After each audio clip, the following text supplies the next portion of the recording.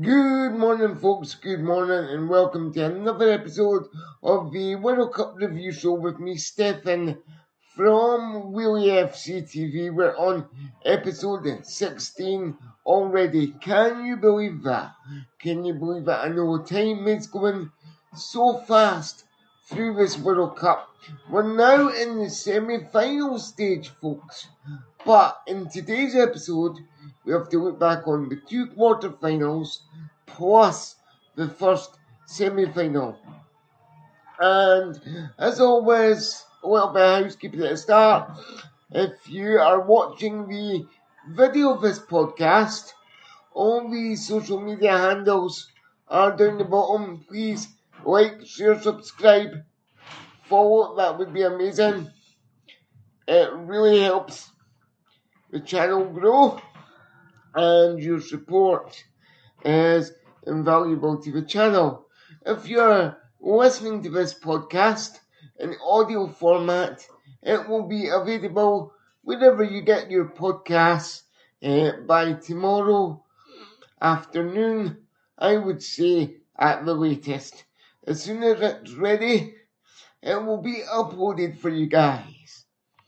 So, with that out of the way, without further ado, let's get into today's episode of the World Cup Review Show, episode 16, on Wednesday, the 15th of July, 2026. Let's do it.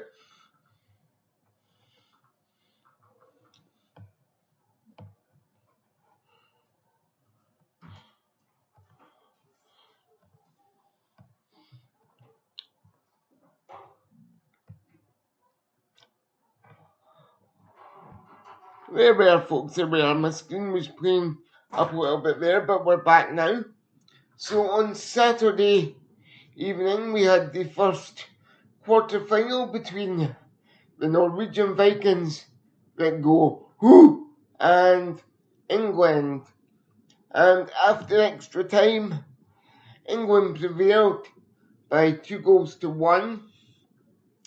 The goal scorers were, funnily enough, Jude Bellingham with both goals for England, and Rupp scored for Norway in the 36th minute before Bellingham equalised in the first half stoppage time. But the Norwegians were kept relatively quiet throughout the game. Most noticeably, Erling Haaland. He was very, very quiet in that game. However, the goal from Rupp, I'm probably totally butchering that by my Scottish pronunciation, was a fabulous goal. It was a cross-come shot. You know, one of these balls you get at the corner of the box. You float it in and somehow it ends up in the back of the net. That was one of these ones. And then just about 11 or 12 minutes later, if you go right into the stoppage time, if you're not being that pernickety, Jude Bellingham popped up and scored the equaliser for England. And then it stayed that way throughout extra time. It was 1-1 after full time, 1-1 at half time, and 1-1. And sorry, then it went to 2-1 in extra time, I beg your pardon. And Jude Bellingham scored again. Now, of Bellingham's two goals, I would say the second goal was better, just for technique and skill's sake. But question, guys, do you think England are riding their luck in this tournament? Because it seems to me that it takes them until they go behind in games to really wake up and start performing.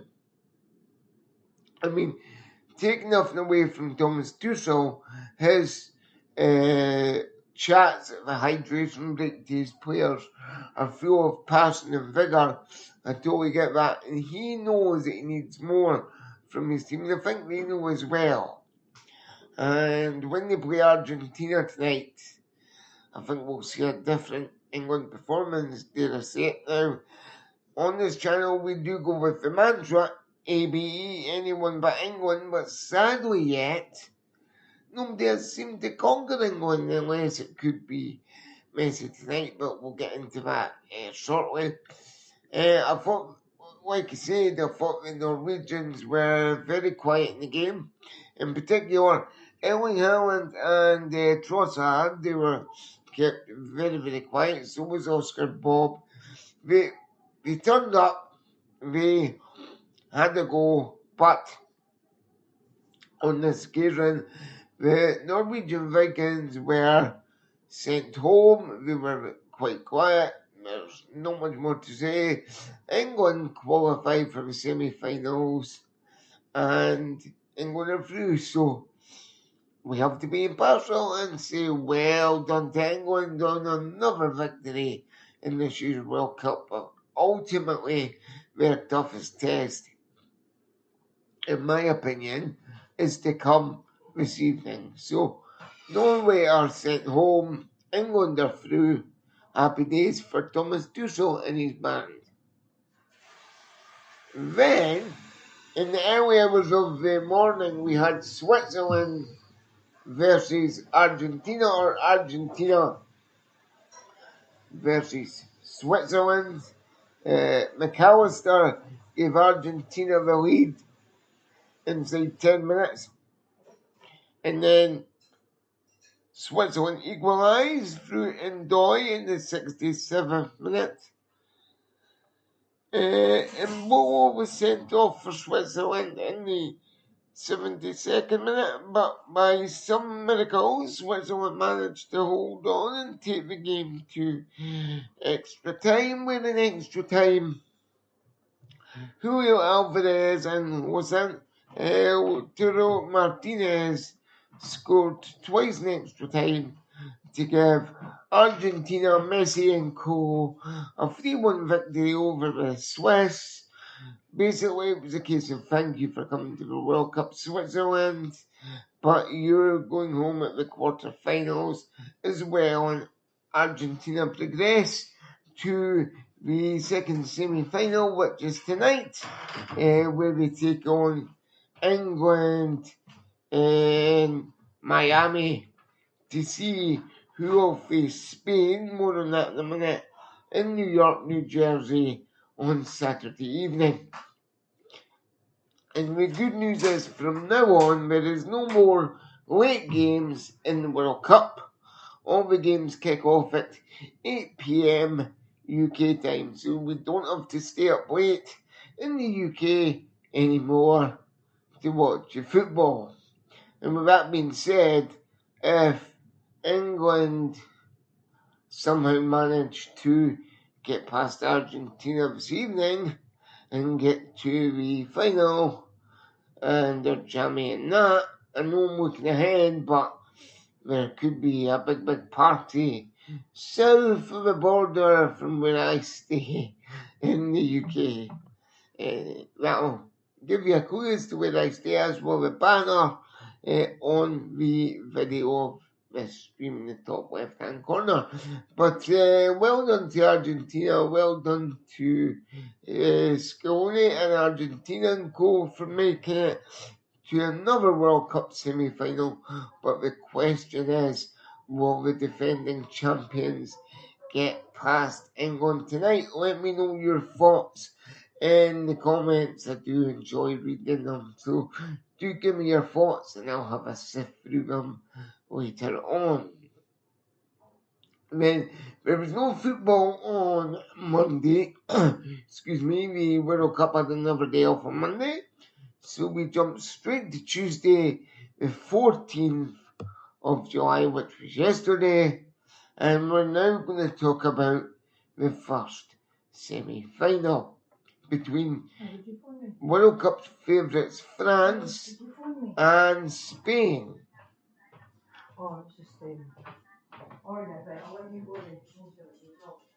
Now, I'll be totally honest with you folks. This game was built to be one of the games of the tournament, but if you ask me, France just didn't turn up. And if you ask me as well, to quote a rather famous TV pundit, I'll give you his name, Roy Keane, it was individuals against a proper team. Now, France have been straight hot throughout the tournament. Let's not take anything away from them. They have been absolutely fabulous throughout the tournament, but their run came to an end last night in rather pretty dismal fashion. Spain scored first from a penalty from Miguel Oyarzabal in the 22nd minute. I'm butchering his name, I know, but you know what, I don't care. He scored in the 22nd minute. But the actual penalty incident, if you watch it, look at the name of France is attempting to clear a ball. The ball comes to him. He tries to get his foot up to the ball. However, his foot totally misses the ball, and he ends up kicking Lamine Yamal and winning, and rather conceding a penalty for France. He got a yellow card, although he was lucky not to be sent off. He could have easily been sent off, but he was lucky to still be on the pitch. The penalty was converted, so it was 1-0 half time to Spain. Then in the second half, if you ask me, things just went from bad to worse for France, because in the 58th minute, Pedro Porro scored the second and decisive goal of the game for Spain. And France were just, by that point, they just looked a shadow of themselves, folks. They looked a complete shadow of themselves. It was definitely a team of individuals against a team. Even Mbappe was kept quiet, and that is very rare for Mbappe these days, to be kept so quiet on a football pitch. But what can I say? Congratulations to Spain. They've made it to the World Cup final. Now, they're already European champions. They won the Euros in 2024. So if we do this could be another Euro World Cup double for them. The last time we done that was in 2010 in South Africa. So well done to Spain on winning the first semi-final by 2-0. Incidentally, what we do have to talk about is the offside decision for the third goal for Lamine Yamal. What a goal it was as well, but it was ruled to be offside. Such a shame that, because the goal was just a piece of brilliance from Nico Williams and Lamine Yamal, and he deserved to score. And he did score, but it was offside. But hey, Spain won 2-0. They're in the World Cup semi-final. France will go into the third and fourth place playoff match, in effect your bronze medal match, if you were talking in Olympic terms, on Saturday, also in Miami. And that brings us to tonight's semi-final between old enemies England and Argentina, kicking off at 8 p.m.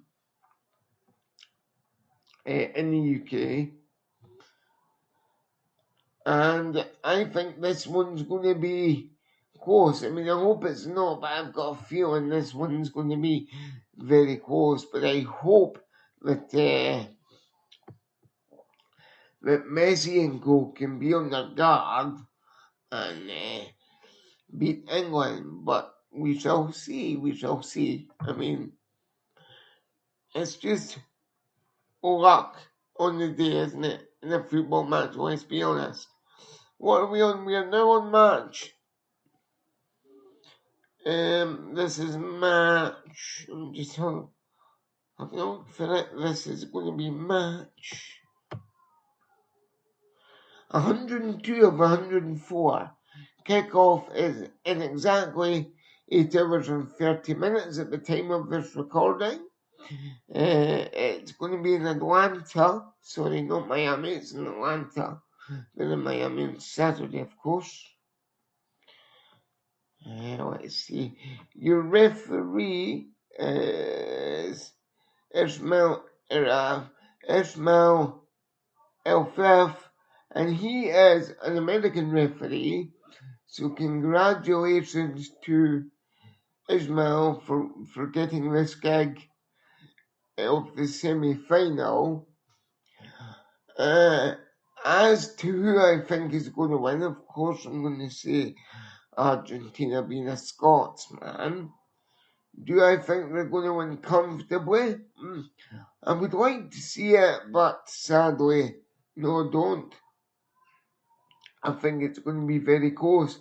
Now, bear in mind, if England actually playing their game here, England actually could beat Argentina tonight, dare I say it, because Argentina have been very lucky in their last couple of results. Switzerland took them to extra time. They only scraped past Cape Verde by 3-2, and the same scoreline against Egypt as well. So they've been scraping their last few results in the World Cup. Could tonight be their downfall? Anything's possible. And Harry Kane has publicly come out and said that Thomas Tuchel is one of the best managers in the world, and he wears his heart on his sleeve, which is actually pretty true. He's very passionate, always wants the best for his teams, and yeah. This one is going to be very close. Of course, I want Argentina to win.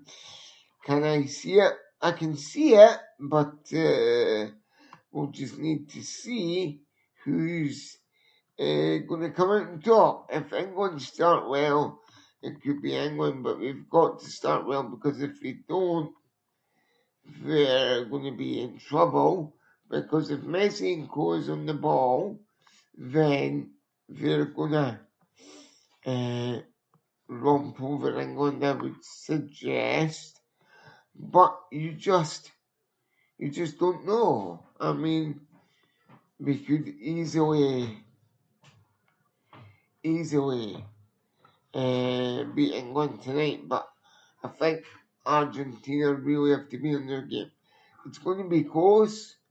If I was to stick my neck out, of course I'm going to say Argentina, but also knowing how lucky England have been in their games in this tournament, England could conceivably do this and be in the final against Spain on Saturday and Sunday, not Saturday, that's the final playoff, in New York, New Jersey. So it's all going to come down to 1 hour and 45 minutes tonight between 8 o'clock and 9:45 p.m. in the UK. And if England do it, well, all we'll be hearing about for the next 48 hours. No, even 72 hours to Sunday at 8 o'clock again, where we would, of course, take on Spain in New York, New Jersey, if they were to prevail against Argentina tonight. But it's going to be a very close one. I reckon it's going to go to extra time again. I really do. And if it does go to extra time, we'll just have to see who prevails. Now, there is no episode coming out tomorrow. I've got a rather busy day tomorrow, so the next episode after this one, guys, will be recorded on Friday, and it will be out for your listening ears on Saturday morning, guys. As always, thank you very much for watching, for listening. Your support means a lot. You know what to do, guys. If you're watching the video, follow all the social media handles down the bottom. Like I say, guys, I will be back with you on Friday for episode 17 of the World Cup review show. Then we've only got 2 episodes left. Can you believe that? This is flying. As always, guys, keep it wheelie, keep it real, and I will see you in the next video episode on Friday. Until then, guys, take care and bye bye for now. And as always, do tell your friends to subscribe, follow, like, all that stuff as well. Thank you for watching, guys. Take care, and I'll see you soon.